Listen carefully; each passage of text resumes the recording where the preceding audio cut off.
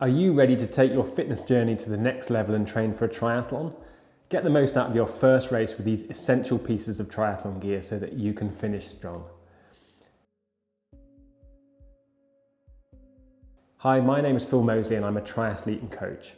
Training for a triathlon requires dedication and commitment, and having the right gear helps make it much easier. So in this video, I'm going to show you the must-have triathlon gear that every beginner needs so that you can get off on the right foot. Let me know in the comments section if there's any gear I've not mentioned that you found was essential on triathlon race day.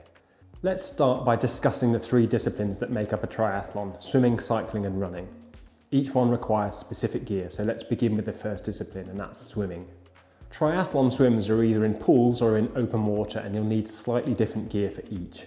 If your event involves an open water swim, you'll need a wetsuit unless the water temperature is particularly warm. A good wetsuit provides buoyancy, warmth and reduced drag in the water. Look for one that fits snugly and offers flexibility in the shoulder area. Whereas for triathlons with a pool swim, you'll be fine in your normal swimwear.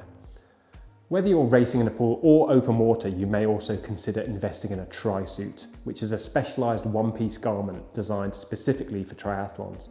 It's engineered to be lightweight, quick drying and comfortable across all three disciplines, which means you don't need to waste any time getting changed. If you're doing an open water triathlon, you'll also need a swimming cap so you're easily seen, although the race organisers usually provide one for you.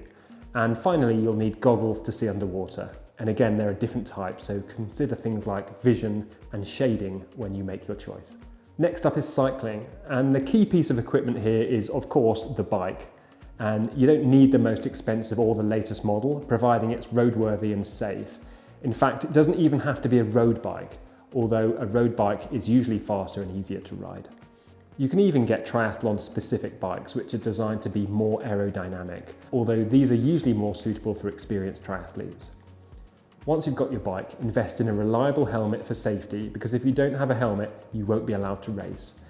If your bike has clipless pedals, you'll need a pair of cycling shoes too, whereas if you're using normal pedals, you can simply wear running shoes on the bike. Cycling shoes and clipless pedals are more efficient, but they also take a while to get used to, and they require you to change to running shoes during the bike to run transition. As for clothing, it depends on what you wore for the swim. You see, you're not actually allowed to get naked during the transitions, so if you have wet swimwear on, you'd have to put cycling or running gear over the top of it once you finish the swim. Whatever clothing you choose, it needs to be snug fitting and comfortable, so make sure you practice using it before race day. Personally, I find it easier to wear a tri-suit for the entire event. It just keeps things nice and simple. Finally, you might want to consider cycling glasses, as these provide shade and eye protection, plus drink bottles and anything you might need to fix a puncture. If your race is likely to take longer than an hour and 15, I would also recommend carrying some energy products on the bike, be it energy drinks, gels or chews, so that you don't run out of glycogen.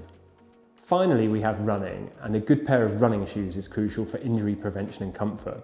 Choose shoes that fit well and feel comfortable, that's the most important thing.